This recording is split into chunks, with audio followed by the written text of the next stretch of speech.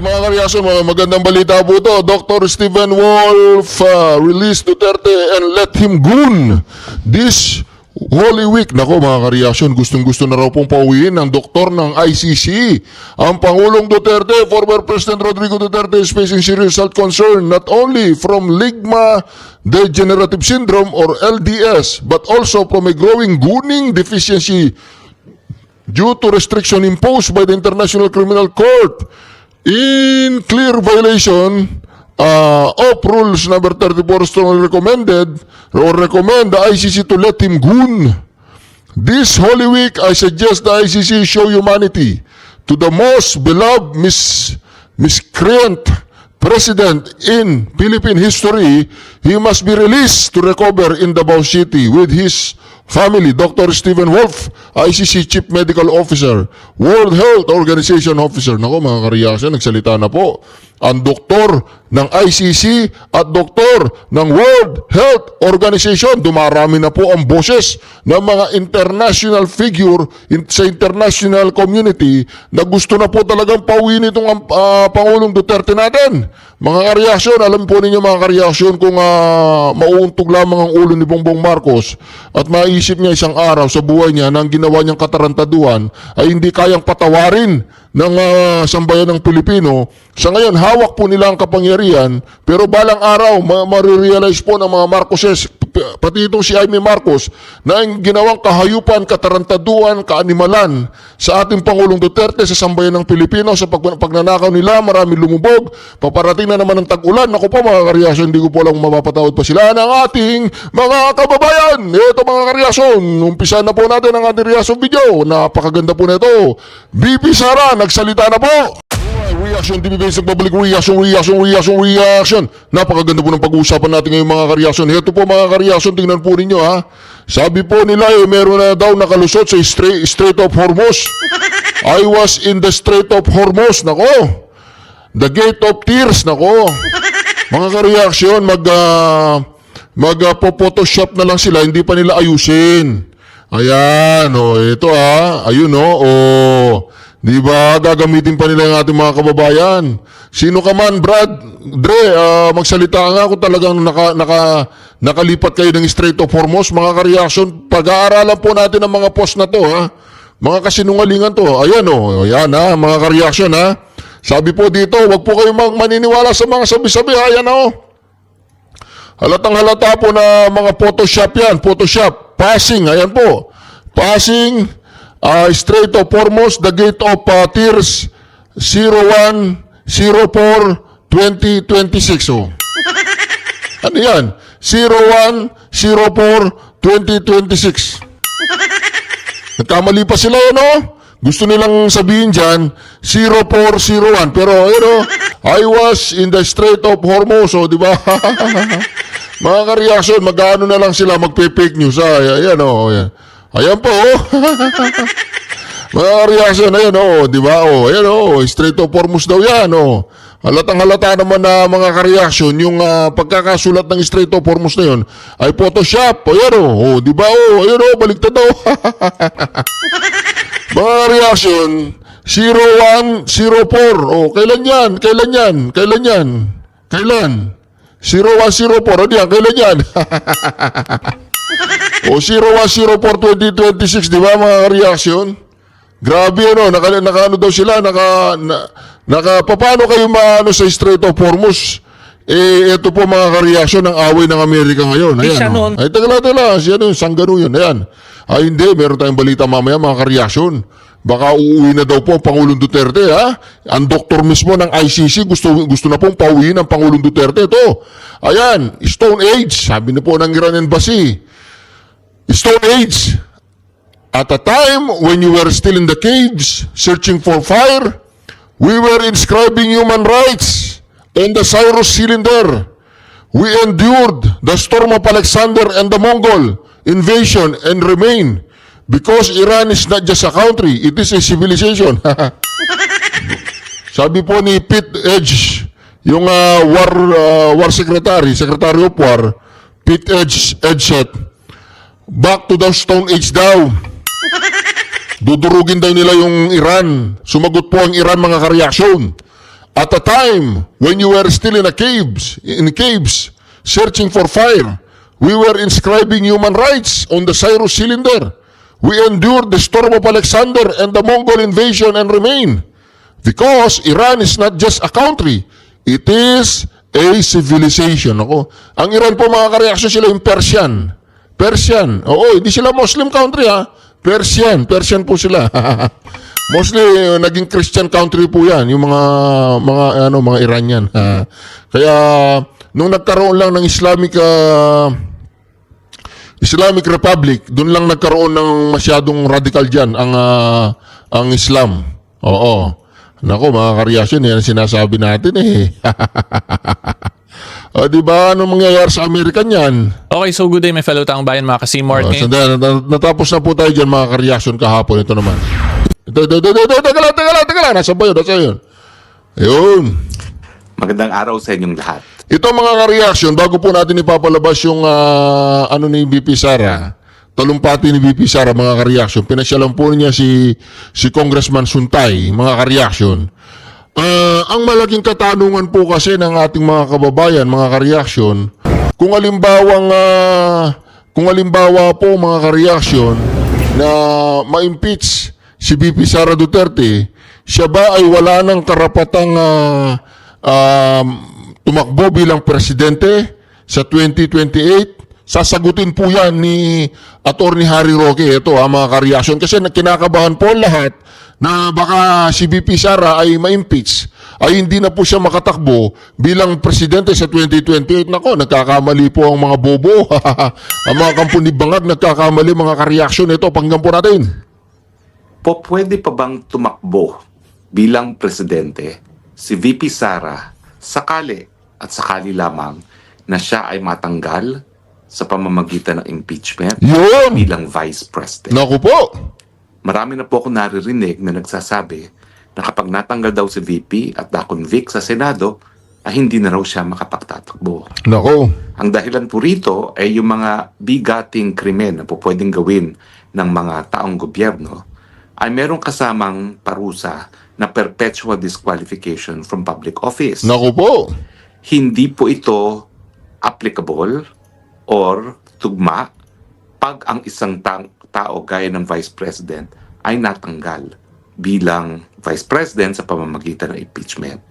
Ang dahilan po ay ang Revised Penal Code ang nagpapataw ng parusa ng perpetual disqualification from public office kapag ang isang taong gobyerno ay na-convict sa krimen na nagpapataw ang parusa ang ating Revised Penal Code for Nako. committed by public officers, yung anti-graft laws o yung plunder law. Pero pagdating po sa impeachment, wala pong batas na nagpapataw ng automatic na perpetual disqualification for public office. Ang nakasaad po sa ating saligang batas ay ang parusa ng isang impeachment court ay limitado lamang unang-una sa pagpapatanggal sa opisina, sa public office. Pangalawa, and disqualification from any public office from the Republic of the Philippines. Ibig sabihin, hindi po automatic na kapag ang isang impeachable officer gaya ni Vice President ay mapatunayan nagkasala,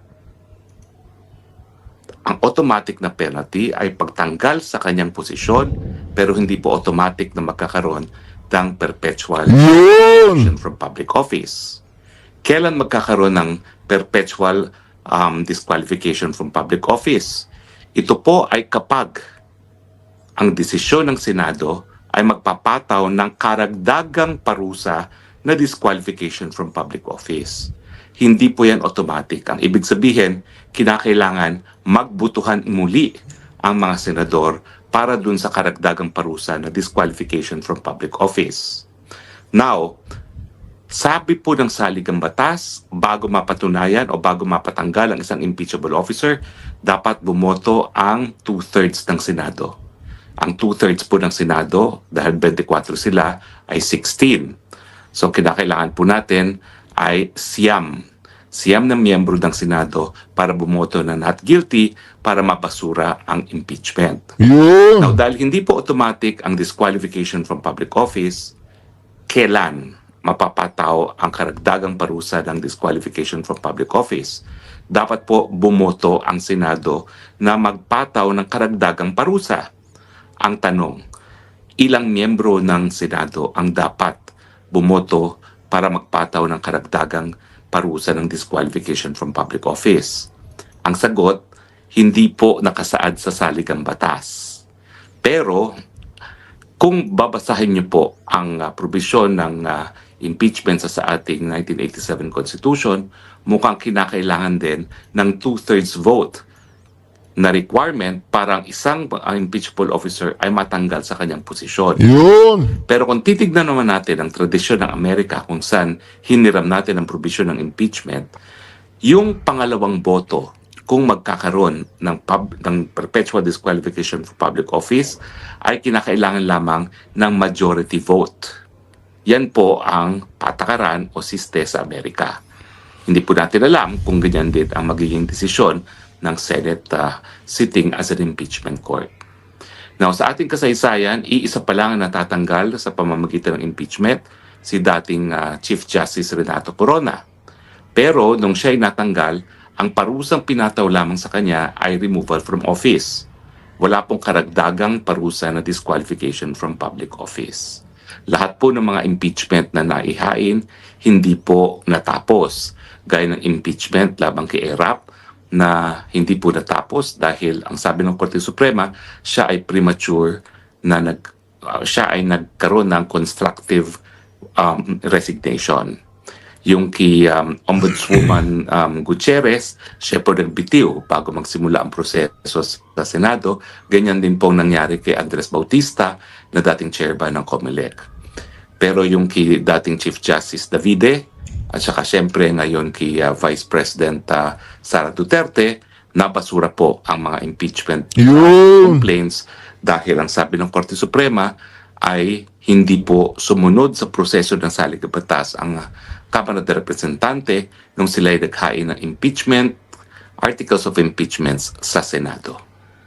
Naniniwala po ko na walang sufficiency in form and substance ang mga dalawang impeachment complaints laban kay VP Sara.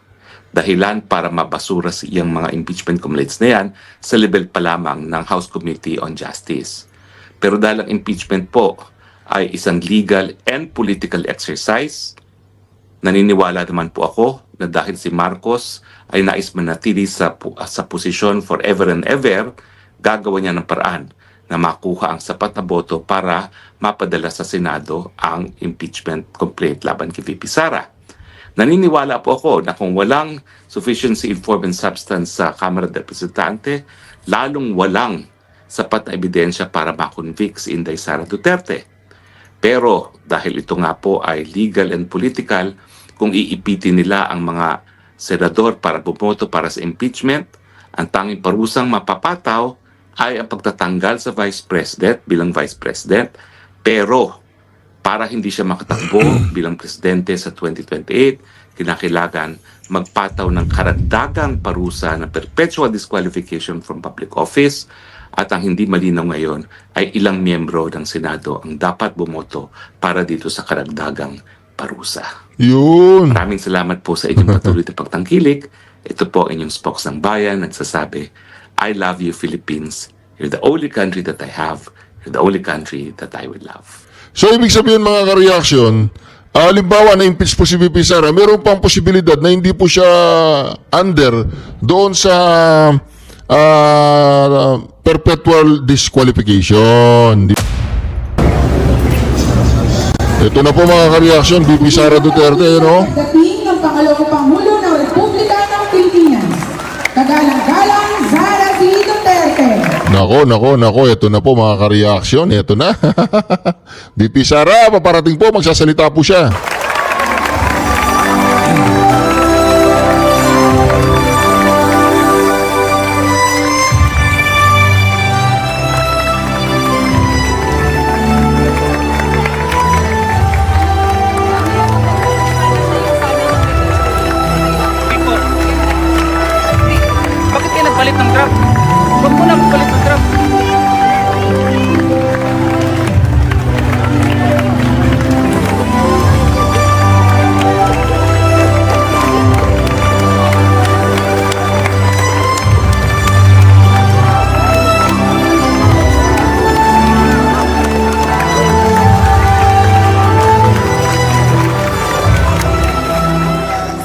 ko siya, sabi ko, anong grade mo na?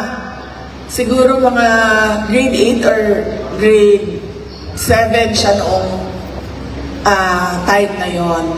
Tapos sabi ko, oh, malapit ka na pala magtapos. Sabi ko, pag meron ka ng graduation, recognition, sabi ko, tawagin mo ako para maka-attend ako ng recognition mo. So, hindi ito nalimutan ng aking pamangkin. Noong mga isang buwan nakaraan, less than a month ago, sumulat siya sa mama ko.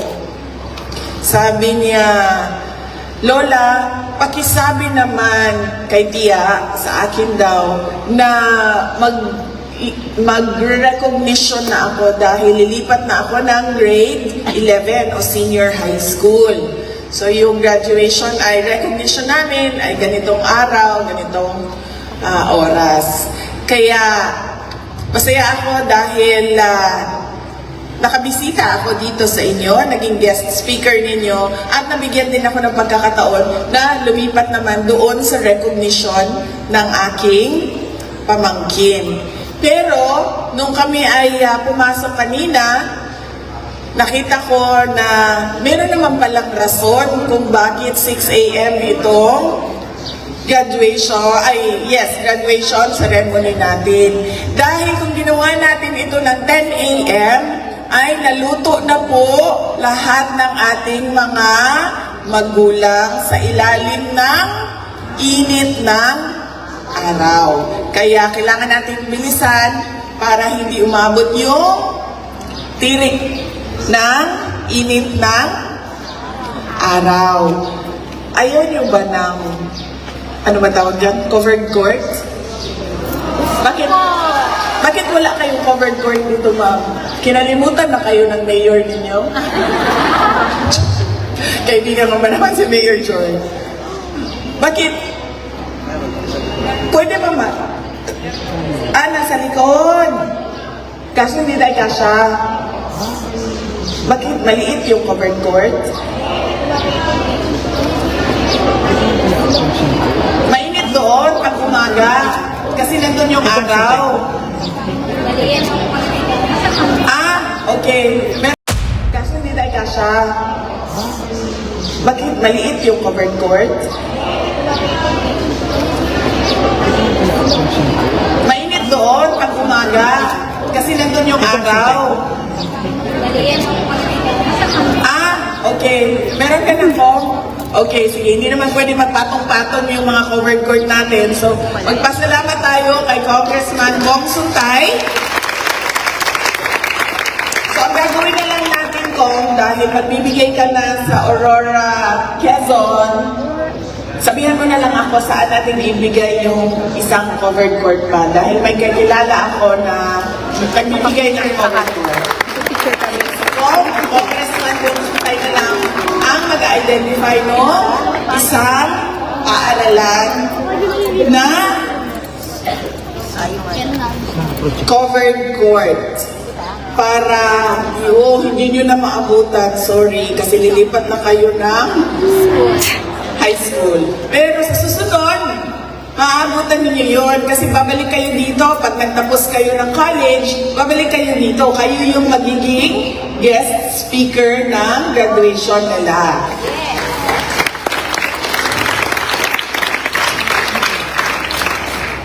This is a day to celebrate achievements and to honor the journey of our beloved students, our future leaders.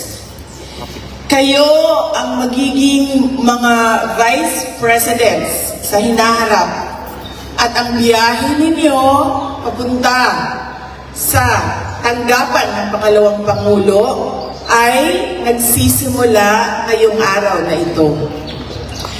Your journeys are shaped by hard work, strengthened by the love of your family and the commitment of Aurora A. Quezon Elementary School. This graduation is a milestone that reflects not only your academic success, but the collective efforts of every person in this ceremony. To our dear parents and guardians, hindi naging madali ang buhay ninyo. Puno ito ng pagod, puyat, pawis, at hirap. At dapat maintindihan ang hirap na ito ng ating mga anak.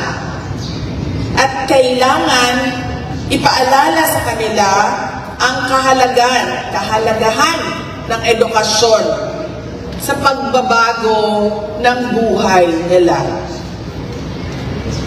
Ang krisis sa presyo ng mga produkto ngayon ay isang dagok sa ating pagbangon bilang isang pamilya at bilang isang bayan.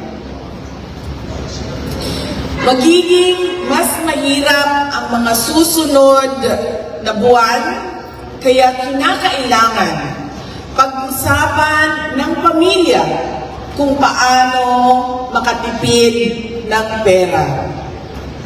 Kulang na nga ang budget noon.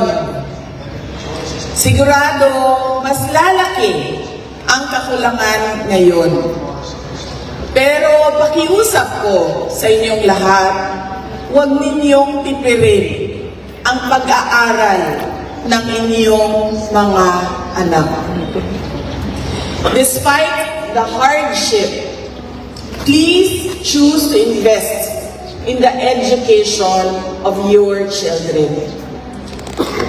We recognize your sacrifice, and today is your day more than any of us in this ceremony. Maraming salamat sa ating mga magulang.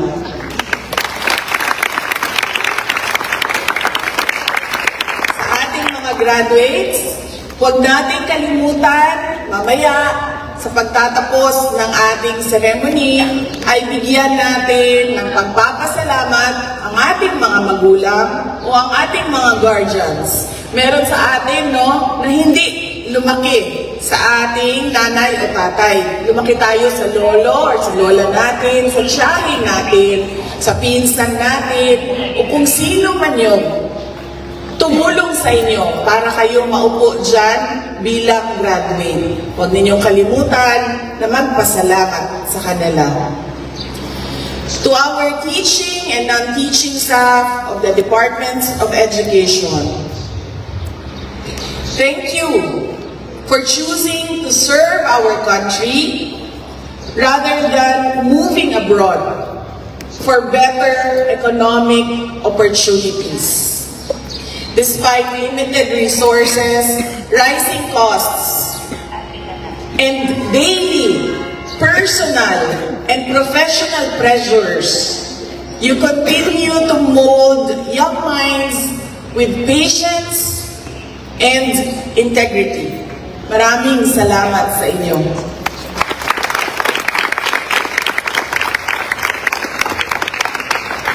You are not only educators, you are nation builders. Every lesson you teach, every value you instill, contributes to the future of our country. May you continue to inspire our children to be nation builders themselves.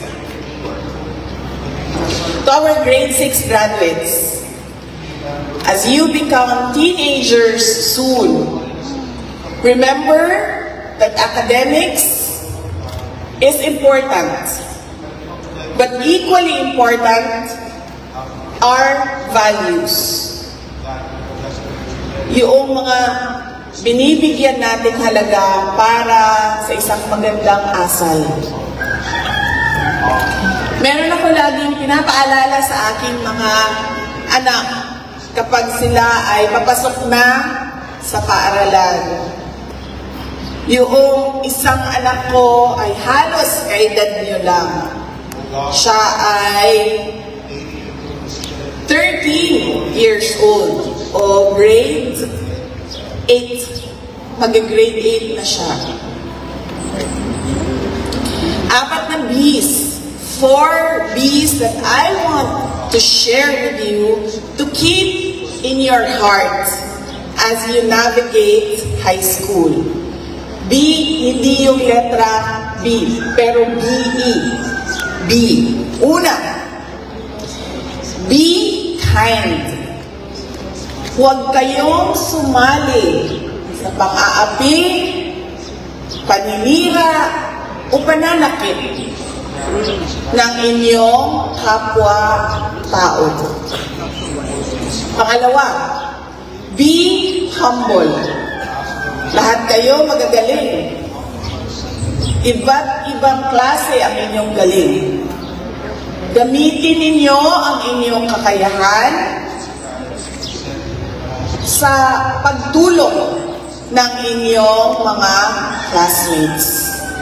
Pangatlo, be happy. Hindi lang laging negatibo ang ating buhay, meron din maliliit na mga positibong nangyayari sa buhay natin. Magpasalamat tayo sa Diyos para sa mga maliliit na bagay na positibo sa inyong buhay. Pang-apat, be careful. Piliin ninyo ng mabuti ang inyong mga kaibigan. Sila yung dalawa lang ang klase ng kaibigan. Sila yung magdadala sa inyo sa kaayusan o sila yung magdadala sa inyo sa kasamaan. Kaya napakahalaga na piliin ninyo ng maayos kung sino yung kaibigan ninyo. Hindi mahalaga na madami akong kaibigan. 10, 15 o yung buong batch ay kaibigan ko. Ang mahalaga ay meron kayong kaibigan na magdadala sa inyo sa kabutihan. Kahit isa lang yun. Kung kayo ay binubuli o walang gusto maging-pagkaibigan sa inyo dahil kakaiba kayo sa kanila, tandaan ninyo, pwede ninyo ako tawagin. Dahil ako ay kaibigan ninyo. Sabihan ninyo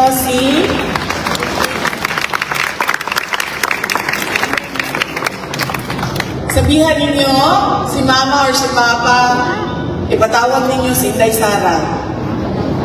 Kasi hindi ako papasok silid-aralan kung hindi ako samahan ni Inday Sara.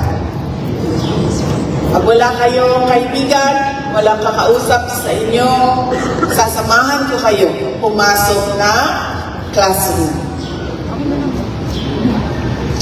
Life will not be always easy. Maiintindihan nyo yan habang kayo ay lumalaki, habang kayo ay magbabiyahe sa high school at sa senior high school. There will always be struggles, financial, emotional, and personal. Magsasabay-sabay lahat yan. Problema ni nanay sa pera, problema namin sa bahay, ang hirap ng aking pag-aaral, at syempre, yung mga pinagdadaanan natin, relasyon natin sa ating classmate, at sa ating mga kaibigan. But always, remember to make God your friend as well. Because He will lift you up battles. Alam nyo, naririnig ko sa mga kakilala ko, mga kaibigan ko ngayon, meron silang bagong kaibigan. Dahil mas maayos pa daw kausap yung bagong kaibigan nila kaysa sa mga yung normal na mga kaibigan at matagal na nilang kaibigan. Ang pangalan ng kaibigan nila ay si ChatGPT. Dahil kapag kinausap mo daw si ChatGPT, ay ang dami niyang alam at ang dami niyang sagot sa lahat ng problema na inilalapit mo sa kanya. Lagi siya nag-garden. Pero paalala, ang ChatGPT ay kailangan gamitin natin sa pag-aaral.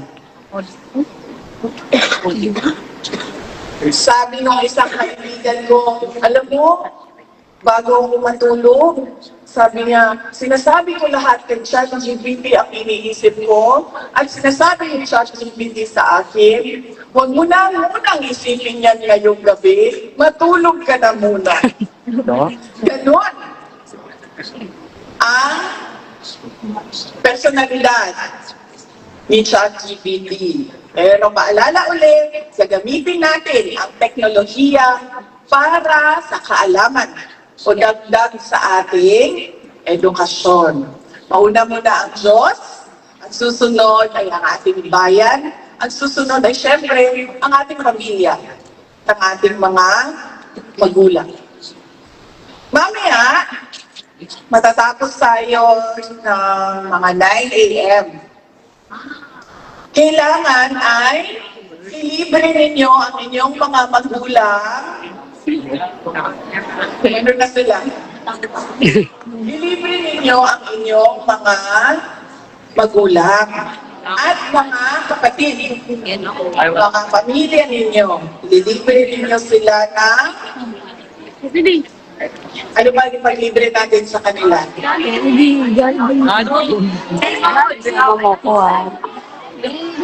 Candy? Candy? Jollibee! Grabe mo report naman itong kanino anak ito, candy lang daw. Jollibee.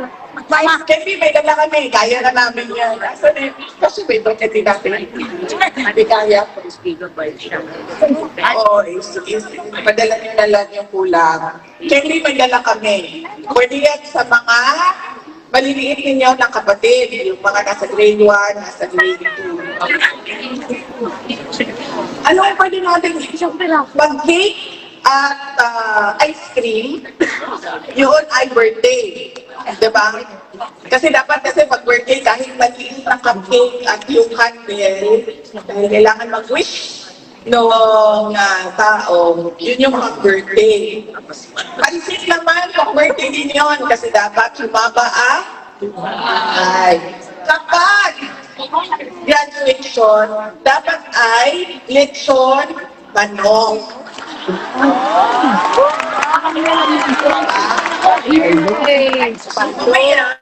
Mamaya, sabihin ninyo sa inyong mga magulang, sa inyong mga kapatid, sa inyong mga pinsan, kasama ninyo sa bahay. Aking regalo sa inyo. Dahil minahal ninyo ako, tinulungan ninyo ako, at naging graduate ako ngayong araw na ito.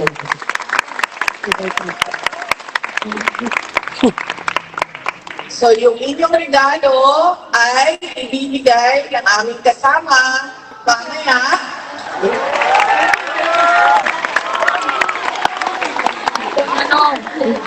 Tapos, huwag nyo nang isipin yung candy. Huwag nyo nang bilhin yung candy kasi meron naman ang candy. Alalahanin nyo, ang usapan natin dito ay celebration o Thanksgiving para sa inyong graduation. At ang lahat, dahil iba-iba ang pressure ng lechon manok kung saan ka man sa Pilipinas. Magkano ang lechon manok sa Quezon City?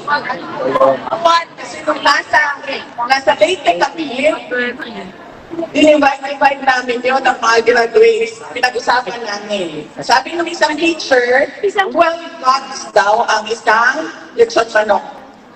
Pero sabi naman ng isang teacher, sabi niya, 10 lang ang paghati-hati sa isang lechon manok para malaki yung hati. So sa isang lechon manok, merong 10 hati. At kailangan natin na 3 lechon manok para sa 30 pieces ng hati ng lechon manok. So kailangan natin, check natin yung math ninyo. Kailangan natin malaman magkano ang lechon manok sa Quezon City. 300 daw. 395. Sa 280 lang po ay lechon manok doon, ma'am. Magsilikatan na po tayo sa 20.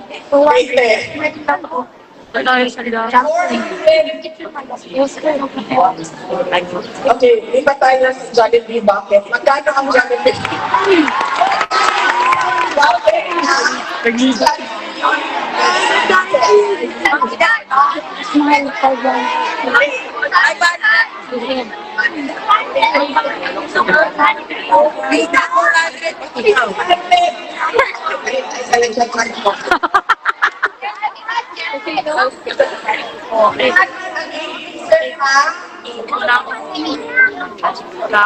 Hindi ko alam yun. Kasi alam niyo kahapon, birthday na yan ako. Yung sabi ko na halos kailan na yun. 12 years old siya kahapon, naging 13 years old siya. So yung sabi, itong handa namin ay bucket ng lechon. Ay, bucket ng chicken joy na Jollibee. Address pala yun. Okay, so kailangan natin ng tatlong bucket. Kasi 8 times 3 ay 24. 24 yung bisita ninyo eh. Pero kung mag-lechon tanong kayo, pwede kayo 30 ang bisita. Kayo na mag-isip nun. Bahala na kayo kung lechon manok o Jollibee Joy. Basta paniguran-gurin lang namin ay pwede lechon manok or pwede chicken joy, tatlong bucket.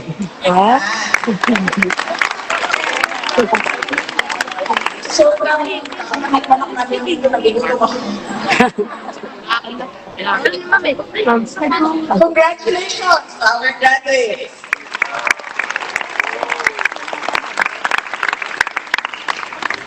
Sa susunod na lang ako makikikain sa chicken joy ninyo pag-graduate ninyo ng senior high school. Kailangan ko tumakbo sa airport. Remember to always walk with courage. Kahit mag-isa lang kayo, ilagay niyo yung tapang ninyo sa inyong mga puso. And live with purpose. Ang purpose natin lahat ay tumulong sa ating kapwa-tao. Kahit man, pamilya natin yon. Mga graduates, mga kababayan, ang lahat ng ginagawa natin ay para sa Diyos, sa bayan, at sa bawat pamilya Pilipino. Syukran.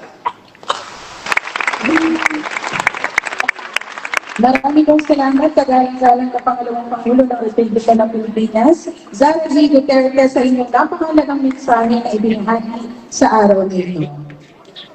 Okay. Magpo-photo opportunity po muna tayo. Inaanyayahan ko sa galang-galang Sara Duterte sa baba para sa crowd shot. Kasama po ang mga VIPs na nasa likod lang.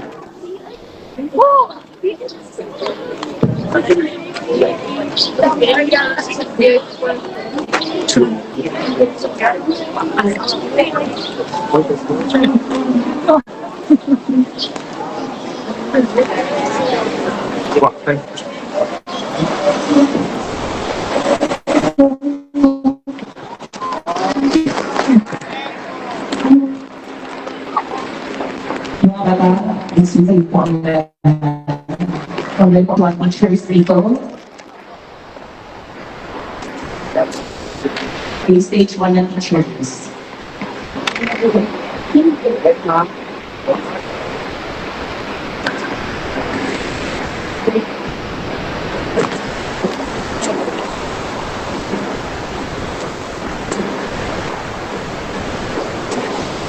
Babalik po tayo sa entablado.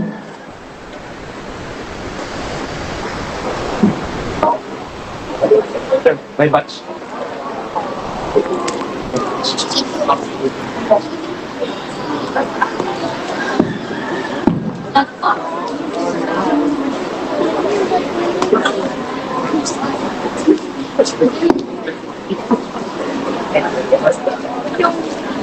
Sabi niya, may pang sabi niya, ito. Okay, stage 1 teachers po.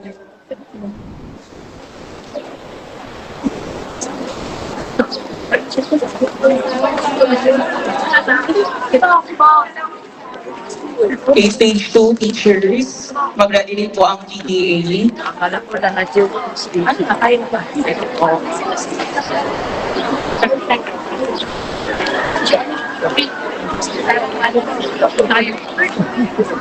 Ma'am, di na kayo. Compress, ma'am. Ready po teachers. Press po. Compress. Atras. 1, 2, 3. Smile po. Ready po. 1, 2, 3.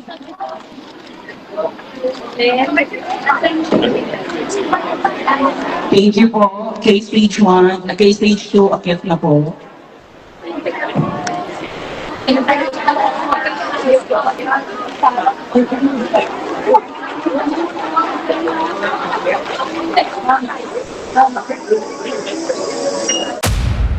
Nasa isip ngayong gabi. Ayun. Ngayon, Maganda pong pag-uusapan natin mga kababayan sa tayo kasi napakahalaga ng Anti-Money Laundering Council na yon kasi ang money laundering ay parte yan ng mekanismo ng big crimes like drug trafficking, corruption, what else, Eric? Terrorism, yes, etc. Marami pa. Basta nasa parte siya. So, malaking bagay na nandyan yan. Tapos, andito si DG Nika para i-explain sa atin ng mas maayos. DG, may tanong ako. Ano yung ibig sabihin muna ng money laundering? Ano yun? Yes. una-una, kailangan maintindihan ng ating mga kababayan. Ano ba ang money laundering, anti-money laundering council at money laundering? Una-una. English kasi, ano? Laundering. Naglalaba. Launder, sa salitang launder, paglalaban, nilalabhan. Kumbaga, ang maduming pera, over the years, dahil membro tayo ng United Nations, international law, kailangan magkaroon din tayo ng ating anti-money laundering law at anti-money laundering council para hindi bastang makatulong tayo sa buong mundo kasi ang nangyayari noon, nung kinikwento ko na mga sindikato noon, mafia, casino, ang ibang ginagawa ng ibang kriminal ngayon dahil international na, minsan nilalabas nila yung pera, nilalagay sa ibang bansa. Kunyari investment. Ni-invest kunyari, pero actually wala namang kinikita doon sa bilang bayan, bansa, tapos report sila ng kumikita sila ng malaki. So, ma-justify nila yung pera.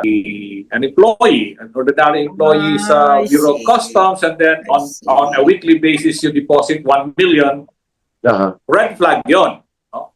Saan galing yung 1 million mo? Empleyado ka lang. So, So in other words, DG, maraming ngayon lang natin nakita yung ganitong massive corruption, di ba? Halos buong gobyerno, napakadami nilang nagnakaw. Sa Kongreso lang, di ba? So sa madaling salita, ang daming may problema ngayon sa natin dadalhin itong cash na ito. Tama na ba, DG? So, kailangan nila ng tulong. So which is why we're talking about the AMLAC na pinapakialaman ng isang oligarchy reportedly who has a casino at gusto niya ilagay ang mga tao niya doon. Diba? Opo. So, pwede niyong gamitin, ang kwento tutulungan kasi, niya. Ma'am Lorraine, no? If I may, dadagdagan ko si Ma'am Lorraine, DG. Ang kwento kasi, DG, maliban dito sa article na lumabas sa The Tribune, ay ilang buwan na kumakalat ang pangalan nito ni alias ER, super bilyonaryo. At alam naman po natin na limited lang ang mga super bilyonaryo na nasa casino, hotel, casino, resort operations, no, ang kanilang negosyo. Lumalabas ang pangalan niya dahil dito po na-trace itong mga hundreds of billions of pesos na pinapatalo ng mga tauhan ni I see. Bunuan, like si Bernardo, DPWH. yes, Bryce. si Alcantara, si Bryce Hernandez, and many more na tumutugma doon sa mga Cabral files na natitrace dito pumapasok sa casino ni super bilyonaryo ER. Ngayon, lumabas itong balita na binanggit ni Ma'am Lorraine DG Alex Monteagudo, sir, na mukhang konektado din siya sa Malacanang. Siya din ay tinuturo na Very nag-ariglo close kay friend. Lucas Bersamin. Very Ma'am? close friend to BBM. A very close Yes, friend very to close BBM. friend. Yeah. And even to the point na nangingialam siya sa pagpapatakbo ng gobyerno ni Marcos by telling former Executive Secretary Lucas Bersamin to step aside and then step down. So ganyan ka-powerful ito, DJ. I know you have the idea because nung nasa intelligence chief ka ng buong bansa sa NICA, directly reporting to the President, alam namin na alam mo ito. DG, your reaction doon sa punto ni Ma'am Lorraine, gaano ba ka-delikado yan? Question. Yes, ma'am. Just lang to be sure, kasi hindi naman tayo lahat criminal minds, di ba? It took me a while to Apo. understand this. So, sa madaling salita, yung sinabi ni DG, first it's dirty money, kasi ninakaw di ba? So, you bring it to the casino, and then it becomes clean na. Kasi nanalo ako Parang gano'n. Yeah. That's money. Parang that's in the Naglaba. simplest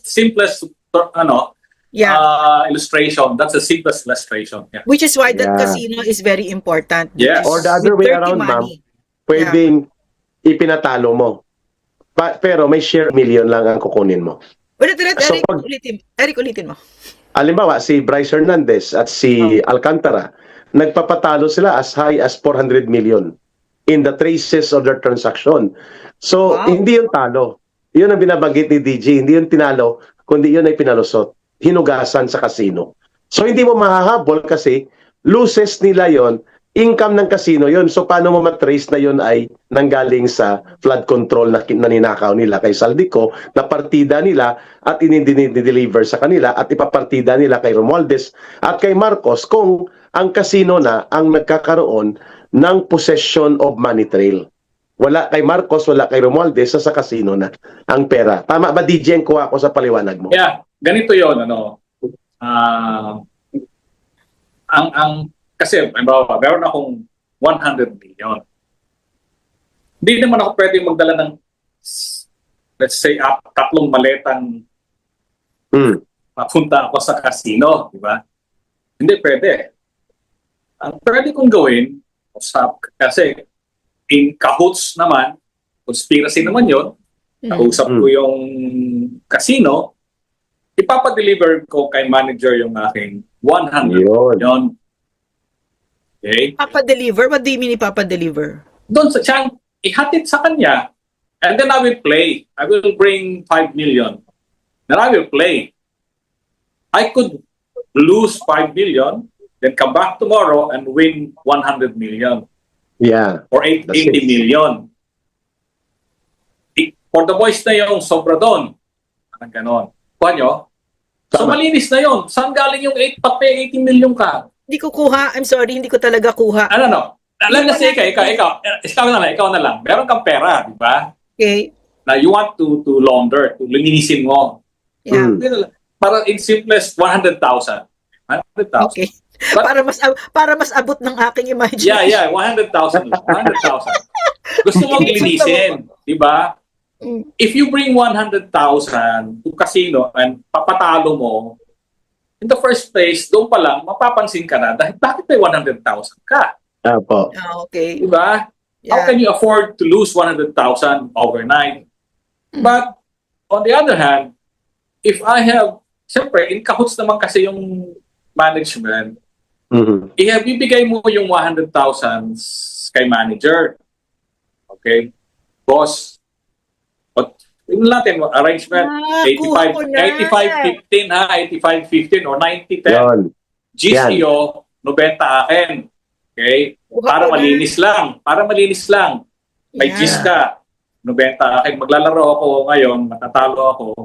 Bukas, maglalaro uli ako, mananalo ako. So I have to Yes. go regularly to this casino to condition everyone that I am a regular player. I lose. Sometimes I lose a lot. Sometimes I win big time. But that money is not really from you. Yeah. The casino doesn't really lose money because it's in the first place. It's my money which I stole Yeah. from my contract Project. in the DPWH contract. Parang ganon. Well, so Correct. the following day, I get 85,000 or I mean, 90,000. I go home. Nanalo ako. Wala po kayo. Tanggalin yan. Kakasino kasi ako eh. You cannot say, wala po kayo. Tanggalin yan. Yung sa kontrata namin dun sa Yes. share ko ito sa I get it. share ito sa tulay. Sa Yeah. tulay. Wala ngayong tulay kasi Sa Ilocos. Oo, walang tulay kaya malaki share ko. Parang gano'n, di ba? Tama. So it's as simple as that, no? That's the simplest way that can be done. In Kahutse, so dapat minomonitor kasi 'yon. Minomonitor lahat. But if it's clean money from the casino, it's clean money. If AMLAC will investigate, I am But wait, the casino yan, the casino money, I want it. Yeah. question. But Ma'am Lorraine, AMLAC, dagtungan ko yung Yeah. dagtungan ko yung Okay, punto ni DG. okay. That is the reason why tama yung example ni Director General Alex Monteagudo, mga kababayan, dahil kung bakit nasasangkot ang pangalan ni Martin Romualdez at ni Lisa Araneta sa Okada Manila, Casino. may kaso sa Delaware o casino, Okada Manila Casino, dahil kailangan nila ang casino, Ma'am Lorraine. Yeah. The way si DG nag-example, hindi para maglaro, kundi para hugasan Maglaba. ang bilyon-bilyon na pera. Si Lisa Araneta po at si Martin Romualdez itinuturo ng mga sources na kasama ni KW. Kung sa kabilang casino si ER, ang isa naman si KW. At itinuturo na sila ang nagmaniobra para ma-take over muli ang Okada doon kina Tony Boy Kuhangko. Dahil they need Okada Casino.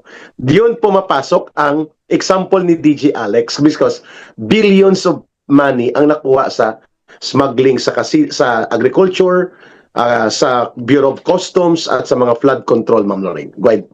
Question. Akala ko ba ang AMLAC ay it's an independent body therefore, right?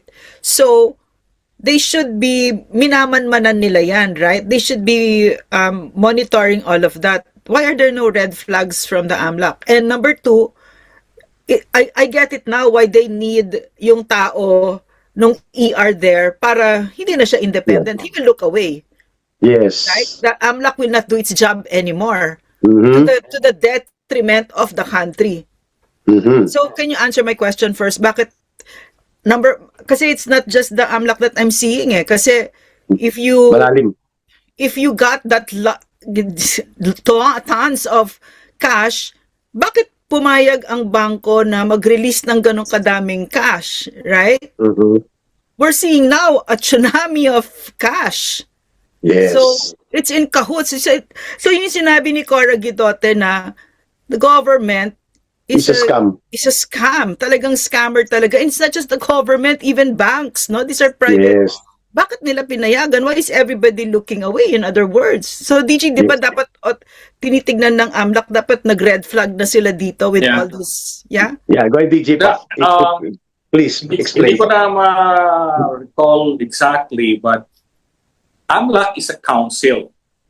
It's a council. Just You like were part of it, were you not? Yeah. Parang anti-terrorism council. May mga member Yes. agencies, no? Yes. So, sa AMLAC, siyempre, investigation, may NBI, o lahat yan mga and other agencies are part of the council. DG, kasama po ang BSP tsaka SEC. Yeah. BSP, hindi ko na may listahan yan, hindi ko na matanda. Tama po si DG. Basta yung mga nasa Saka BSP. Securities and Exchange Commission. Pertinent agencies. I can't recall the exact but it's a council. A council itself can only work through the agencies, existing government agencies. That's why, di ba, sinabi ni yung political analyst na it's a conspiracy right now. What's happening to nangyayari sa ating bansa ay conspiracy. Lahat ng ahensya ng gobyerno ay ginagamit at na control na ng administrasyong BBM to such a point that they no longer perform their function as to protect the interest of the people, but the interest of the few political figures, yung mga corrupt politicians na nakaupo. At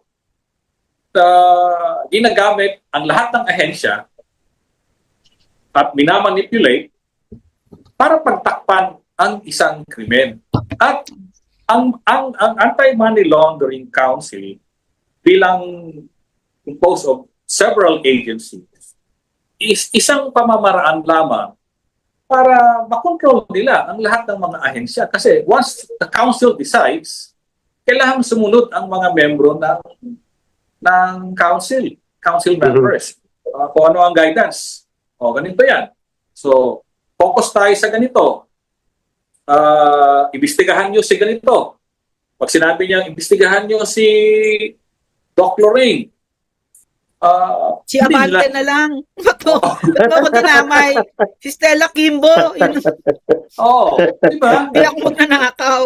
Kaya nga. Pero they can always issue that instruction na ito ang priority nyo. Tama. Yung mga magnanakaw, ay wag yan. Itong mga kakampi ko, investigate them. That's the danger when yung sinasabi yung sila ER and other political players want to control the AMLAC, and practically, I think they have already done that. That's why, sabi mo nga, nagpapalipat na or ano na yung executive director. Yes, sir. Confirm, And sir. it only Nagpalipat na siya confirms. Last week, Yeah. It only confirms further that they really, itong mga magnanakaw na to, itong mga criminal. Kasi, kagaya sabi ko na umpisa, di ba? Yung mga sindikato nung panahon sa Amerika, mga mafia, hinuhugasan nila ang pera. Ngayon, kailangan hugasan din yung pera. So, huhugasan nila. Pero kung may mag-iimbestiga, kasi sabi may kasabihan kami sa investigasyon o sa terorismo, follow the money trail. Money trail. Follow the money trail and you will identify kung sino yung mga ulo doon, sino nang pasimula noon. Ang money trail. So, yun ang kanilang gustong burahin. Yung money trail. And they can all do that. And that's why I think they were there. Kaya sila nakatingin ngayon sa AMLAC because AMLAC can help them prevent this from happening.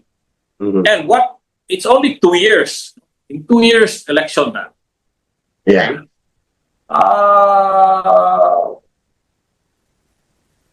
Anong mangyayari?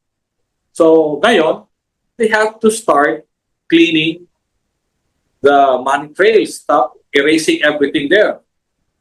Kasi ang dami nilang ninakaw. See, Ang dami nilang in ninakaw. case Inday becomes president, because Inday will become president. Yeah. So, They have to prepare for that. I think they're preparing for that because they cannot really, Agree. have to prepare for the worst, sabi nga nila. So, they are hoping for the best, that they will still remain in power and still continue to steal money from the people. I have a question, DG. I have a question. I don't know if it's a stupid question, but What's in it for these government officials that are colluding with ER? What do they get out of it? Masisira yung pangalan nila. I mean, isa the May stupid question. malaking kita kasi ma'am, si ER kasi ma'am nakalangoy sa politika. I think si super bilyonaryo ER is also in Yeah. control of NUP, National Unity Party, with more than 42 or 43 members sa Kongreso. It's a second block, largest block in Congress. Sila Rooney Puno ang kasama dyan, no?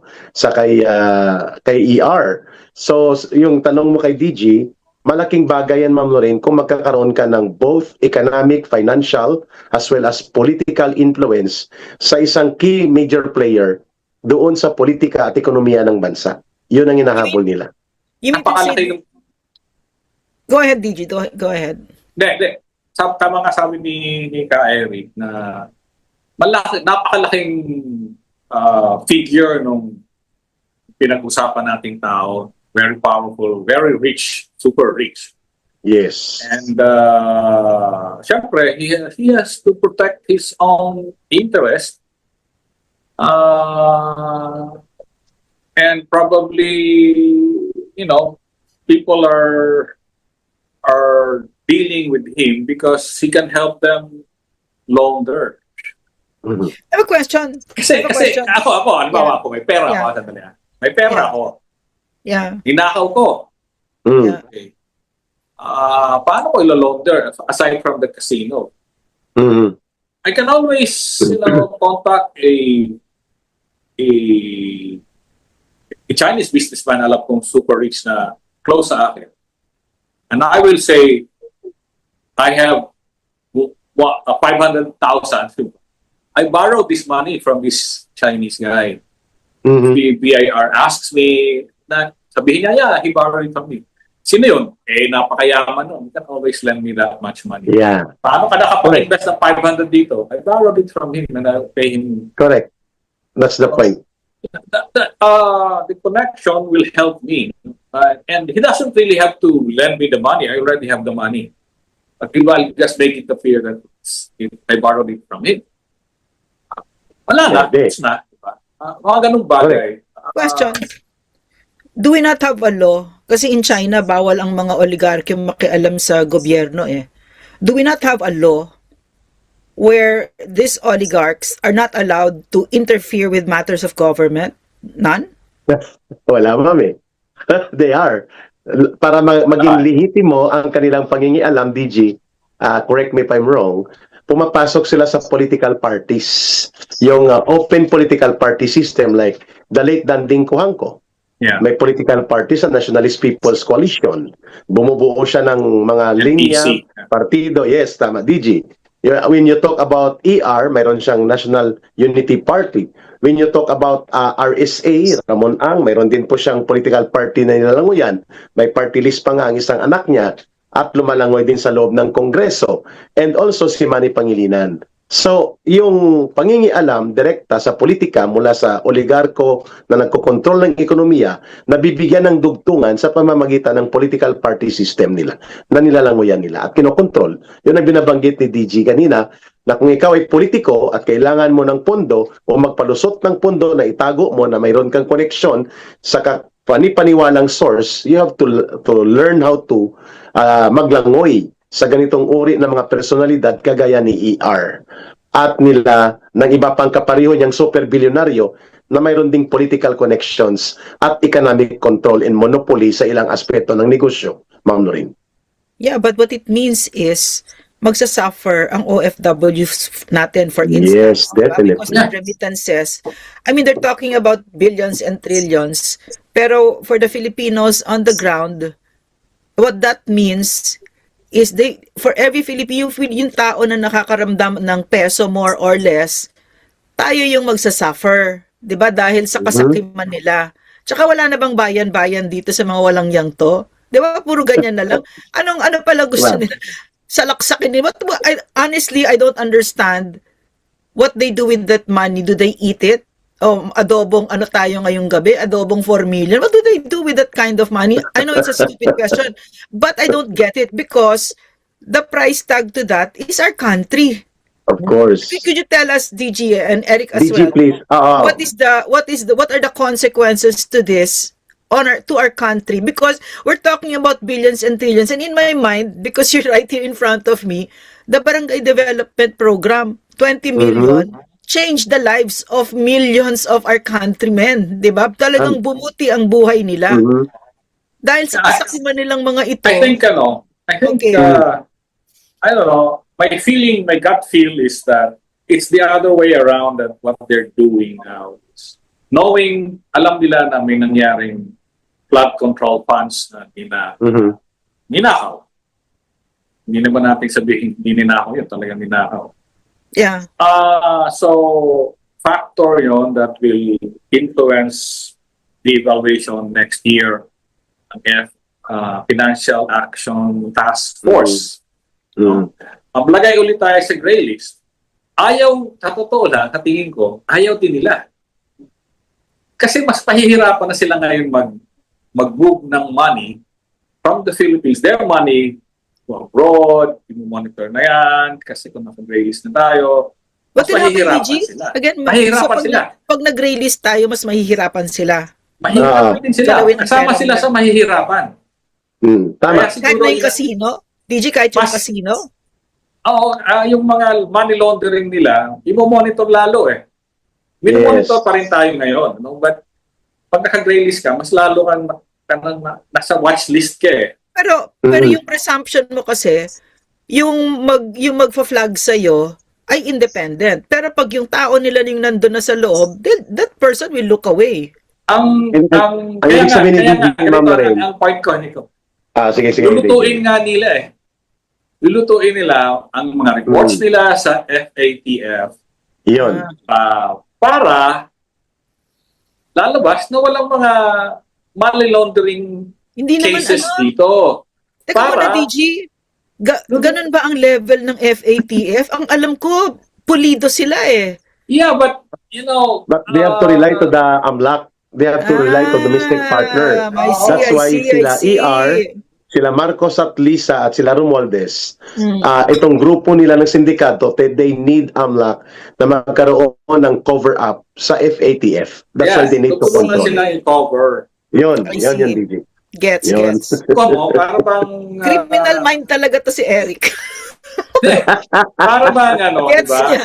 Para bang investigasyon ng pulis o ng NBI. Okay?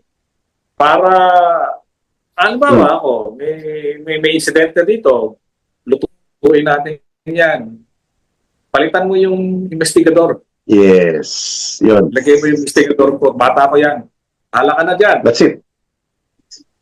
So, ang report nila, hindi ako ang pumatay. Parang ganon. Si Jose Rizal ang pumatay. So, report nila na ganon. So, parang ganon ang sa tingin ko na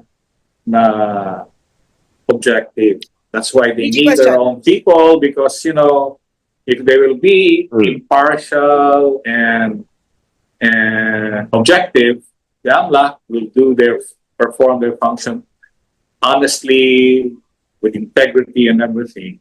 They will have to report, including the flood control, etc., etc. Yeah, you know. Agreed. But if kanila yon, they're going to say, yeah, ICI has already resolved it. People have been jailed. You know, jail now. It's clear na, natigil na yan, etc., etc. But my understanding of the FATF is that they are bloodhounds. They really know to sniff out, diba? They might still put us in the gray list. It's not a guarantee. But kung ikaw sila, if you put yourself in the shoes of these people who stole billions and billions of pesos from our people, it's worth the try. Sabi ko nga, cover us all bases. They're trying to cover all the bases. Sa baseball pa, bantayan mo yan, bantayan mo lahat. Para walang mahanapan. At least, kung malusutan man, we try to cover that. So, DG, I think that's yung that's FATF ba, their DG, own- di ba? DG, ang FATF, excuse Ma'am Lorraine. May isa pang body dyan, Ma'am Lorraine, na iniiwasan din ng AMLAC na mabangga niya, DG, no? Please help me on this. Ito ay hindi under FATF. Although may parallel effort, pero ito, ma'am, ay mas ma-rigid. At nakatrabaho ito natin, DG, dati nang tinatrabaho natin ang US-based financing terrorism ng CPP, NPA, NDF, ma'am. At ito ang mas kinatatakutan nila Romualdez at Marcos na matingnan sila maliban sa FATF or Financial Action Task Force. Ito yung US Treasury Department, OFAC, Office of Foreign Assets Control. Kasi ito, ma'am, ay directly with FBI and other top intelligence operatives ng US nakalubog sa OFAC. Yung Office of Foreign Assets Control, DG, di ba? Mas direkta itong pwedeng magmando sa mga local counterparts nila like AMLAC na higpitan ang monitoring, lalo na kung US interest na nakasalalay. And kaninang hapon, DG, Ma'am Lorraine, nagpalabas ng notice ang US Treasury Department na nababahala sila sa corruption issue pertaining to trade and economic relations ng Amerika sa Pilipinas. DG. Yeah. That's another agency. Although it's a US based agency. And of course alam natin na they can initiate their own actions. Yeah. They can freeze assets nasa US lang, na nasa US, as they have done before in other cases. So kaya siguro kahit napansin ninyo, mga reports ngayon ng mga ating narinig na ating mga kongresista na kasama na implicate doon sa flood control are investing in Europe, not in not in the US. Not in the US. No? Because I think they also know na meron ganon. But indeed, kasi isa yan sa mga maaring mag-initiate ng action against the money laundering operations that are being done here. Na massive. Because now it's really massive. How do you clean billions, almost $1 trillion peso that was stolen? How are they doing it? Kasi yung report ng yung maleta gang. Maleta gang. That's just the maleta. Hindi pa kasi napapag-usapan. And I think if I remember, Attorney Guanzo mentioned it from time to time, na meron din corruption directly sa bawat yan, isa pa yan. Iba yung galing sa Kongreso. Iba pa yung kota ng mga na dinidiman sa national from different agencies na may pera na iba kasi yung galing sa Congress na control iba rin yung nirelease talaga sa ahensya tapos balik tapos meron namang binababa talaga sa baba ninanakaw pa rin. Alam naman natin yan, diba? Binanggit na yan from Congress to the senators, to the governors, to the mayors, to the barangay captains. They all get a share in major, hindi naman yung dumadaan sa maleta. Doon na yun sa baba. Kakanakawan. So, yung amount sa maleta lang yun Wala pa yung maliliit pero napakarami. So, we're really losing a lot of money. And if you think about it, siguro napaka-progressive na ng ating bansa kung nagamit yung mga pera nila para magpatayo ng mga infrastruktura, serbisyo sa publiko, kagaya ng ginawa ni PRRD na talagang binuhos sa build. Sa health, services, education, sa training, sa lahat. Si Doc Lorraine, nakakarating yan sa mga bundok. Kasama yung mga test na. Diba? yung ginawa ng task force noon. May pera ang bayan. Palagi sinasabi nga ni PRD, may pera tayo. Pera. So, kailangan lang gamitin sa tama. Gamitin para makinabang ang ating mga mamamayan. I agree. Tama. DG, may tanong kami, magdadadag ako ng tanong sa iyo.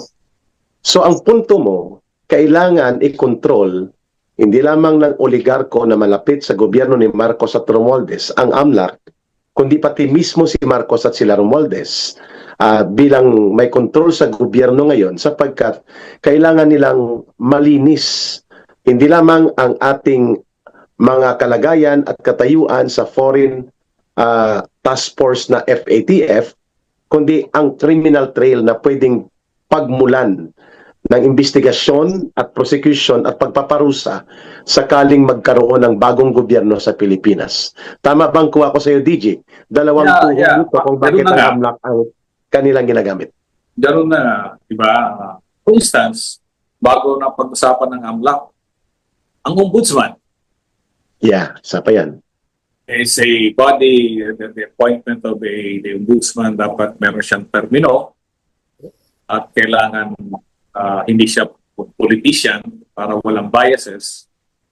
Pero pinili talagang mailagay as ombudsman. Kasama na rin yon sa preparasyon para maprotektahan ang sarili nila.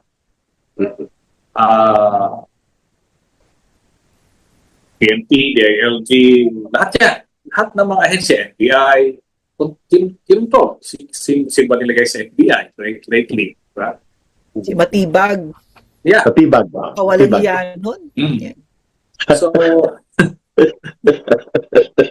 yeah. Agree. So, bakit? Di ba? Bakit? Alam nyo na, ano ang objective? Para ba ma-solve ang mga krimen? O to protect their interests? It's always maganda. Their interest. Magandang punto yan, DJ. So, in the end, tama pala ang CPP, NPA, NDF na talagang dapat ang talagang kalaban ng gobyerno. Kaso, kakampi sila ngayon ni Marcos. Yeah, nakinabang. So that's the conundrum now na parang paano to, 'di ba? What happened to government? Government is a scammer. Government is the number one perpetrator of crimes against the Filipino people, headed by the mastermind, Bongbong Marcos, mastermind of the crime syndicate. We used to say, diba, the biggest crime syndicate in the country is the CPP. It's no longer that. It's now government. But the CPP is inside government. Yes. CPP is It doesn't become bigger. Yeah. Tama. Tama yung sinabi mo, Doc Lorraine. Diba noon, sabi ng ang CPP, sabi nila, bureaucraticong kapitalismo. Kaya, tama, pinakalaban nila. But the means that they have chosen to fight and this system is through violence and with a new ideology which is communism. But remember that history has shown, kita ang history ng Pilipinas, na kaya natin itong baguhin.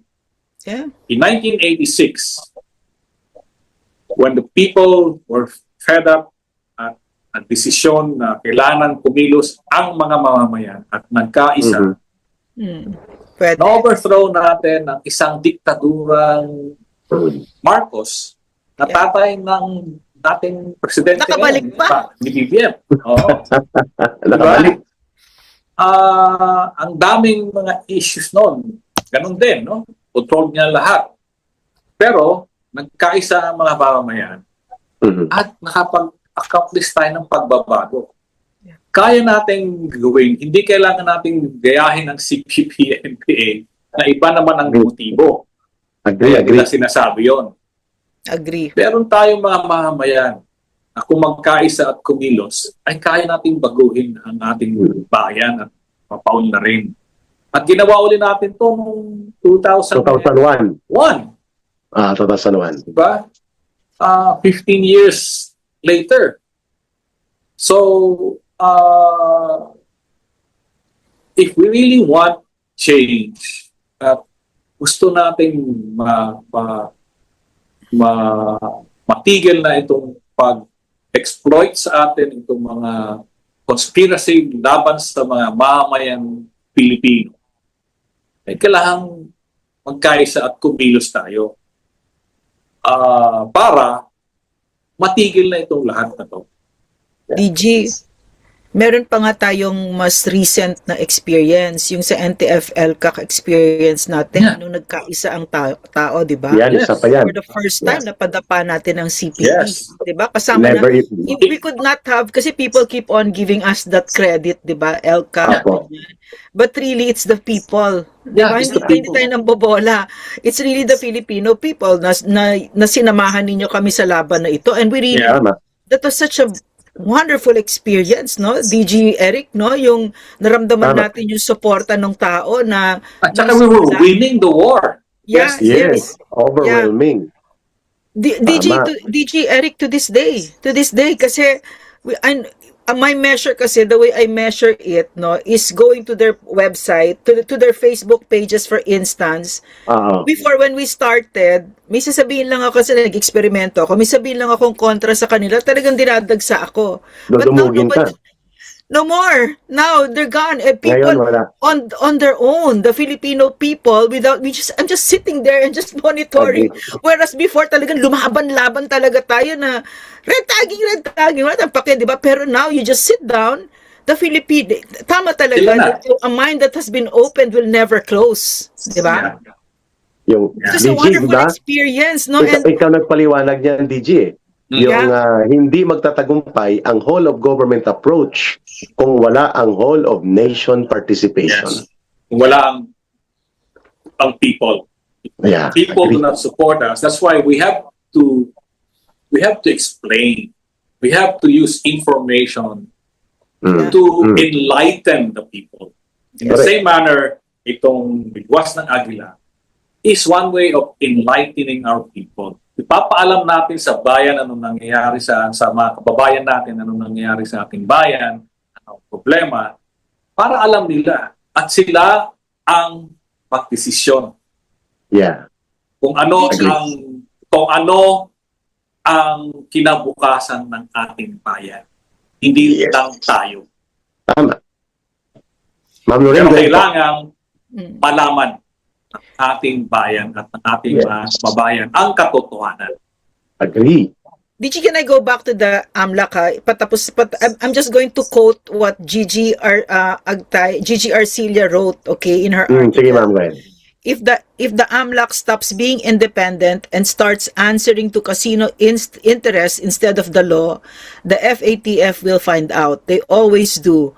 And when they do, it's game over. By 2027, the next mutual evaluation will take place. If we fail, we're no longer gray listed, we're on the blacklist.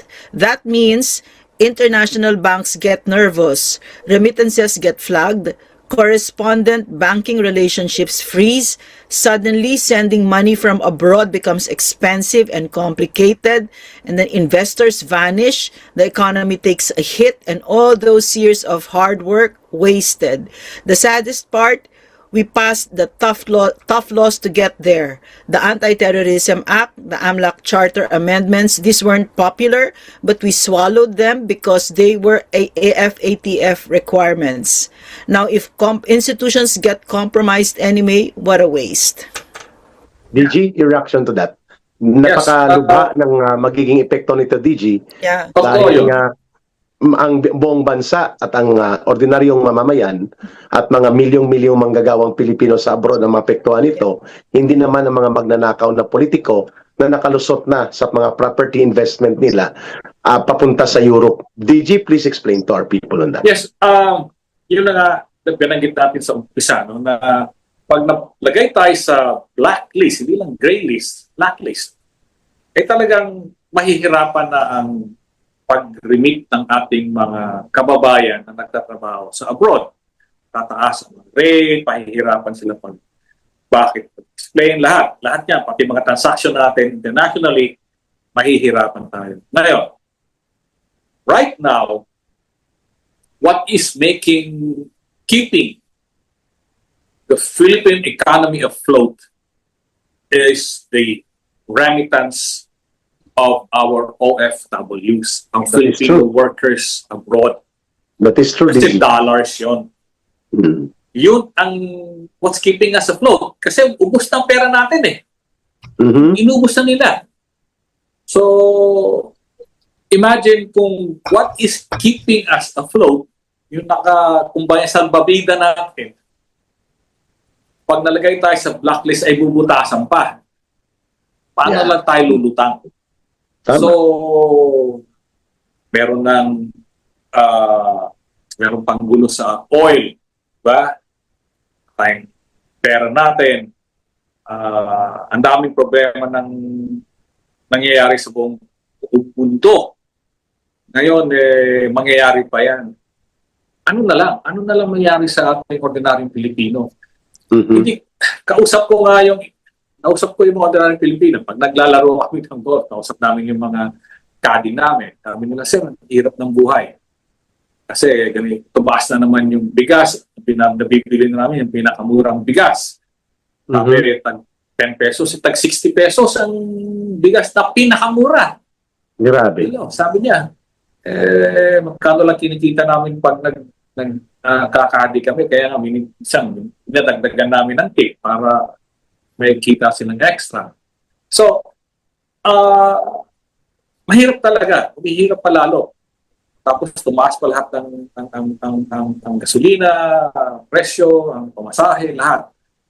And now, we're going to 2027. So, pag nangyari yon, ibig sabihin, pasihirap pa. Pasihirap pa ang mangyayari. Tama. DG, Ma'am Lorraine, kasi po hindi mahihirapan dito ang mga sindikato at mga magnanakaw because they're going to move their money outside the Philippines. Doon po nila yan gagamitin sa mga real property and other investments na nahugasan na nila. Pero dahil matutunugan ito ng FATF, ng Financial Action Task Force, ang implikasyon ng paghihigpit, sabi mo nga DG, from gray list to elevated to blacklisted, ang tatamaan yung papasok na pera sa Pilipinas. Yun ang tatamaan. And ang tama niyan sa ekonomiya, at nakita ko kanina DG, Ma'am Lorraine, we are surviving on 1.35 billion taon-taon, 1.3 trillion pesos ang remittances na nanggagaling sa abroad, mga kababayan. At kapag tinamaan ito ng blacklisting, dahil nga minamadali nila Marcos at Romualdez at ng sindikato nila na may palabas ang mga pera na ito, when the flag of blacklisting will now come upon us, ang tatamaan po ang pagpasok ng suportang pera mula sa mga manggagawang Pilipino, mula po sa ating mga kinikita abroad, tatamaan po ang Pilipinas. Not the criminal and the plunderers. Tama po ba, DG? Yeah. 100% correct. Yan po talaga ang mangyayari. That's the gravity that could happen if we are in the blacklisted by the FATF. And ano? Ma'am Lorraine, tatakas lang sila, no? Lulusot lang sila sa Wala silang pakialam, siyempre. Oo. Dami nilang pera eh. Grabe. But, And then, yeah. Go ahead, DG, go ahead. But, of course, it will not be as easy as they would want it to be ngayon. Siyempre, naka red flag na rin kasi ang mga Pilipino. Diba? Malala nyo, may mga Pilipino na nagbabiyahe. Tinatanong kung ordinaryong Pilipino nga lang yun eh. Nagbabiyahe, tinatanong na kung legitimate ba pera nila. What will happen, DG, Eric, no, mga kababayan, is a new set of behaviors. It's going to be so much easier to steal from the Filipino people. It really encourages corruption. No? There are other ways of laundering, hindi lang casino. Others, Even art. Alam ko art, paintings. Pwede. Yeah. Pwede. They buy painting, they buy dollars, they buy Restaurants. dollars, they Businesses, kunyari. they buy gold, Gold. they buy gold, Yeah. Isa pa yung DG. buy gold, Pinagdudahan nga ng buy taga Central dollars, Bank, and then, DG, you know. Ma'am Lorraine, Yeah. na ang 150 29 billion pesos na nalugi tayo ng almost 100 billion, 25 tons of gold, mukhang sila din po nakabili nito para mapalusot ang pera, DG. Kaya minadali ang gold reserve sell out on a very low price na dapat inantay nating umabot ng mga 7,000 per kilogram ang gold, ibinenta natin sa 2,500 per kilogram. We lost 120 billion pesos. Tama ka, DG, Ma'am Lorraine.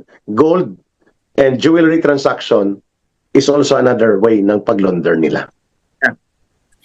DJ, may tanong ako kasi mga kababayan, no, si DG is one of the most trusted ni PRRD. So, DG, yung tanong ko is, I'm really shocked at this level of greed. I cannot fathom it. I cannot wrap my mind around it, honestly. And as a close friend of PRRD, I noticed kasi, no, he's really unnatural detachment from material stuff. Am I correct, DG? Yes. Wala. Kahit sasakyan nga niya, ayaw niyang bumili. Ayaw nga sumakay. Siksikan kami dun sa pickup truck niya. So, pick up tayo sasakay, di ba? Sa harap pa siya uupo. Napilit lang niya siya nung naging presidente sumakay ng medyo ayos-ayos eh. Kunti, pick up din ang sasakyan niya.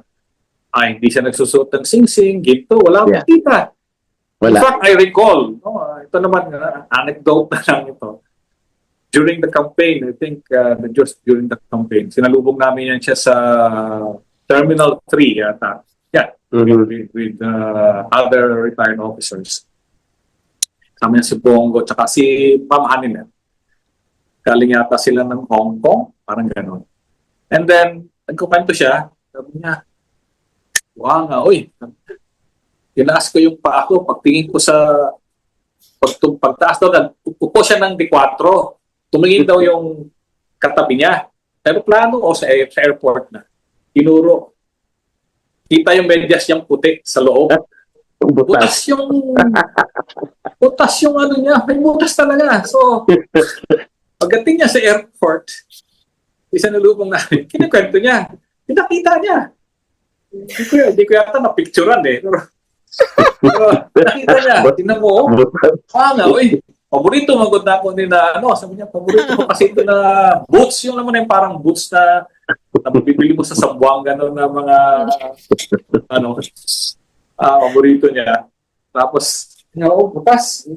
Kaya biniro ko sabi, ang aming maging presidente, butas ang sapatos. Mabuti na lang, bukas pa yung casino sa harap ng Terminal 3. Sabi ni Mang Halit, mapunta tayo doon sa bumili tayo ng sapatos. So, ako sa kabila, at tinamaan namin siya bumili ng sapatos. Ganun siya, isipin mo, mapupudpud ang sapatos. DG, hindi siya nagpapalit ng sapatos. You were the last one to see PRRD, di ba? Yeah. Bago siya na-kidnap sa papuntang sa aeroplano. Ni Bongag, di ba? Ni Bongbong Marcos na inano niya yan, mastermind ni Bongbong Marcos yung extraordinary rendition ni PRRD. So you saw him, di ba? Last. Yeah. What was his demeanor? What was his disposition? No. He was actually naman siya? Hindi siya relax lang siya nung pinasok ko sa aeroplano. Nandun na sabihin mo kasi sila ang sasama eh. So ako yung last na kasama sa grupo na ako lang din kasi ang nakaakyat from the group na naiwan. What did you tell him? Well, I actually told him first. Sabi ko, sir, I recall nandun tayo sa Air Force. You ask Torre if we could pray before we eat. Yeah. And somehow, Torre said yes, but then, in the conversation, wala yun. Punta na sa mga legal issues, etc. So, hindi naman nakapag-pray. Sabi ko, pwede sir, mag-pray tayo before we eat. So, okay, sige. Mag-lead ako ng prayer. I led the prayer. Siyempre, very emotional. Naiyak pa nga ako eh. Kasi mahirap mag-pray sa isang taong na mahal mo, highly Mhm. respected. And you know, he's going to be facing something, a crisis. Yeah. Magaling siya sa isang ibang lugar. So, pray kami. Then after that, kita niya akong naluluha. Don't worry, Alex. I'll be okay. Be fine. Ano lang siya. He was very reassuring. He was still concerned about me and my feelings and the others. Tell them that I'll be okay. Ganun lang siya palagi. He doesn't really parang sa sarili niya. It's always other people. Very strong sa DG, no? O parang selfless. Kita mo yung Selfless. selflessness. DG, Even have you been monitoring the birthday of PRRD? The global outpouring of Yeah, love and gratitude that's, for me, phenomenal. That I don't think this has ever happened on a global scale, that kind of outpouring for a leader. What do you think about it, DG? Yeah, makita mo talaga. Shocking, no? Phenomenal talaga. I mean, hindi ka makapaniwala bakit ginagawa ng mga tao. It only means that they really felt his sincere affect, the sincerity of the president, na talagang mahal niya yung Yung mga Pilipino. And they felt it, that they only felt mahal, they felt the service. Yeah. Kasi, naramdaman nila yung protection, lalo na yung protection against criminals, against the drug syndicates, and even against the oligarchs who were exploiting them, the politicians who were exploiting them. Meron silang natatakbuhan nasusumbungan. Yeah. Tapos pag nagsumbong sila doon, inaaksyonan ni President Duterte. Ngayon, wala tayong matakbuhan, wala tayong malapitan because it's a conspiracy. The whole government is a criminal syndicate. Wala tayong malapitan sa gobyerno. Noon, pwedeng malapitan si Yusek Lorraine. Tapos makarating kay Presidente yun. Diba? Tapos aaksyonan ng Presidente yun. Yung decision ang dami nilang malapitan, tapos napaparating yun, tapos nabibigyan niya ng ng action at nagkakaroon ng resulta. DG, mahalaga yan sinasabi mo because ang taong bayan, gobyerno po ang kanyang sandigan sa panahon ng kagipitan. At yan ang hinahanap ng mga mamamayan, DG. At alam ko, ikaw mismo, saksi ka nito. In a matter of 3 days, kaupo pa lang niya sa pagiging Pangulo, ang laglag bala, tanimbala sa airport. Sinolve niya kaagad na bumibiktima sa mga OFW at mga turista. Tama ba, DG? Yun ang action agad. Totoo yan, laglag bala na yan. Kasi na-assign ako sa aviation security. I made a report on that. Kasi alam ko kung sino yung mga sindikatong involved. It's not only the police, the airport, pati sa mga prosecutors. Nakaano yan? Sindikato. Sabi. Kawawa yung mga OFWs, mga victims na laglag bala. Dating ni PRRD, pakain ko yung bala sa inyo. Tutay ko sila. So, mga OFWs talagang masaya. Tapos pag umuwi sila, hinaharang sila ng Bureau of Customs. Sabi ni PRRD, wala nang harangin ng Bureau of Customs. Yes. Doon sa airport. Kaya pagdating mo, alis abroad, wala na yung nagbibigay pa yung mga OFWs ng dollar Para lang palusutin sila. Hahanapan sila ng kung ano-ano. Nung panahon ni PRRD, lusot-lusot. Walang problema. Kaya masayang-masaya yung mga OFWs. Kaya nakita natin na nung nag-celebrate sila ng Pasko because ramdam nila yun Worldwide. For the longest time when they were working abroad, they suffered, they were exploited by the system, the corrupt system. And when PRRD assumed, nawala lahat yun. Yeah. For the 6-year period, wala yung mga kalokohan na yun. At ang problema, DG, full restoration of total corruption, absolute abuse, and pagtalikod sa interes ng taong bayan, Ma'am Lorraine, no? Habang patapos tayo, DG. Final reaction mo dito sa aspeto ng panggobyernong matino at matuwid na yun ang hinahanap ng taong bayan. Sa Malaysia, ang diesel at gasolina nasa 60 pesos to 70 pesos lang. Sa Vietnam, Mababa. sa Thailand, 70 to 80 pesos lang. Sa Indonesia, ganon din. Difference of 50 pesos per liter, DG. The only action na magawa ni Marcos, monitoring and appeal. DG, your reaction to that? Yan ang hindi maramdaman ng taong bayan na may kumakalinga at may nangangalaga ang gobyerno sa kanila sa panahon ng kagipitan. Final question namin yan, DG. Pasensya na kung pwede mahaba-haba yung sasagot ko yan. Kasi gusto ko lang i-illustrate. Ano? Nung panahon ni PRRD, malala nyo yung price of tubig sa Metro Manila. Yes. At gusto magtaas pa ng singil. 12 pesos and 50 centavos. Ang MWSS, di ba? Tama? Tsaka Manila Water and Maynila. Manila Water, sorry. Manila Water. Okay. Maynila. Ang gusto magtaas, sabi ni, nagalit si PRRD. Sinarado pa yung tubig. Oo, isasarado pa There was tubig. no supply. Oo. Tama. Siya mismo, pinakailaman niya. Siya mismo nagsabi na, hindi ko alam kung sinabi niya, sampalin niya o ano, basta. Yun, Or i-take over. Pagdating ng 12 noon, pagdating ng 12 noon, wala pang tubig, pupunta ako dyan, sisipain ko, kaya ganun sinabi Take niya. over niya yung company, parang ganun. Hindi ko naman tandaan. That's correct.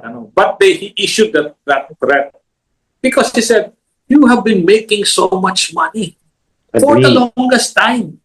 Agree. Tapos ito, bigyan niyo yung serbisyo. Diba? Nalaman pa nga niya na merong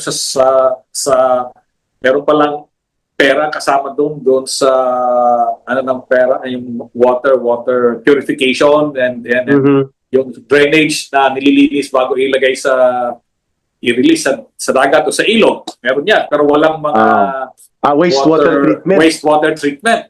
Yes. Binabayaran natin yun every time we pay. Nandun yun sa bills natin. Wastewater treatment. Yet there are no wastewater treatments. Very few. So, sana punta yung pera. Also, DG, nalaman niya na kahit yung bulaklak na pang regalo, tayo din ang nagbabayad ng mga itong corporate accounts. No? Kaya nga, siya galit na galit siya. Ngayon, ito naman sa fuel. Galing nga ako ng Vietnam actually. Halos hindi sila nagtaas ng konting-konti lang if ever yung presyo sa ibang bansa. No? Wala namang oil ang Vietnam. They don't have oil reserves. They buy all their oil requirements. Parang tayo sa Pilipinas. Pero kaya nilang ganun. Bakit? Bakit sa atin, 2 linggo pa lang, nagtaas na tayo ng gera, taas na kaagad ng 30 presyo. pesos. When they were using what is in stock, they Yeah. bought it at a price which is very low. Correct. Hindi pa naman kaagad nagtaas na sa international ang market yung binibili nila just because kinulang ng supply, tataas mo. Kaya naisip ko nga, kaya sabi ko mahaba-haba, baka kung si PRRD ang nandito, nasabihin lang ni PRRD, look, ang oil companies, you have been making tons of money for the longest time. In a crisis like this, isama kayo. Huwag nyo ibigay lahat ng burden sa mamayang Pilipino. I-shoulder nyo din. You're not going to go bankrupt because you have so much money, and you're not going to lose money because you bought this gasoline for only this much price, and you're going to sell it only for this much price. Don't double the price. But double na ang presyo ng ating diesel. That's the difference between BBM and Marcos and his concern for the ordinary people, the effect of whatever decisions they make sa national government to the ordinary people, to the poor. Kaya siya minahan ng state people around there like Eric and Lorraine and VP, Inday, Vice President. VP Inday, And DG Monteagudo. that light at the end of the tunnel. Agree. Of course, we are in the dark tunnel right now. Yeah. We see the light. and people like you and VP Sara is providing that light. Mhm. Ay, nawala Na-mute ka, ka. DG, TG, na-mute ka. TG, na-mute ka. Ba't nawala? Nandiyan pa ba? DG, nawala ka? Hello. Yan. Yan na, okay. bumalik ka. Go ahead. Go ahead, Yeah, DG. sorry. Go ahead. Okay na. Yes. Yan na. Yeah, ang sinasabi ko nga, we are in a dark tunnel and people like you and kay Sara and kay Eric and those Thank you, who sir. are still continuing to fight, provide that light at the end of the tunnel. And then our prayer should be that the tunnel will be shorter, Yeah. will be shortened, and we can just reach that end sooner pag ibinigay po ng Panginoon. But whatever happens, I'm still hopeful and I'm still, because I know, as I always observe, unfortunately, ang politics sa Pilipinas, we can only inform them, tell the truth, expose the truth, and see kung paano ano ang magiging desisyon ng ating mga kababayan para sa ating kinabukasan natin. Tama. Ang mga mamamayan, hindi ang mga bagay pa rin ang magpapasya, Ma'am Lorraine. Ano? At because of that, DG, kami lubusan nagpapasalamat for your time and for the knowledge that you have imparted sa talakayang ito. Ma'am Lorraine, your final message for this episode. Yeah, maraming salamat mga kababayan, and maraming salamat kay DG Monteagudo. Kami ni Eric, malaki yung nakukuha naming credit for nangyari sa NTF-ELCAC, pero in reality si DG Monteagudo yung Mga haligi yung yan. salarin. CPP, yan ang demandahin ninyo, wag kami. Siya yan. Mga haligi. And I'm so grateful kasi dati kasi tingin ko doon sa Nika parang nakakatakot, gano'n na ba yung mga yan. Pero kakaiba siyang DJ Nika, katulad ni PRRD na kakaibang president kasi binuksan niya yung Nika sa Pilipino. Yung Nika noon parang ordinary Filipinos pumapasok diyan, no? Mga rebelde, mga indigenous peoples, no? Correct. And it's really been such an honor working with you, DJ, and such a joy. No, ang alam kasi ng mga tao, araw-araw kausap ko ito si Eric noon. Kausap ko din ito si DJ Nika Parat. Tama. Team tayo, team. Team kami ni ganyan. So maraming salamat, DG. Tuloy lang I used to think that my journey with PRRD would end June 30, 2022. Now I realize we just barely started, and our journey towards nationhood continues still with him as our leader.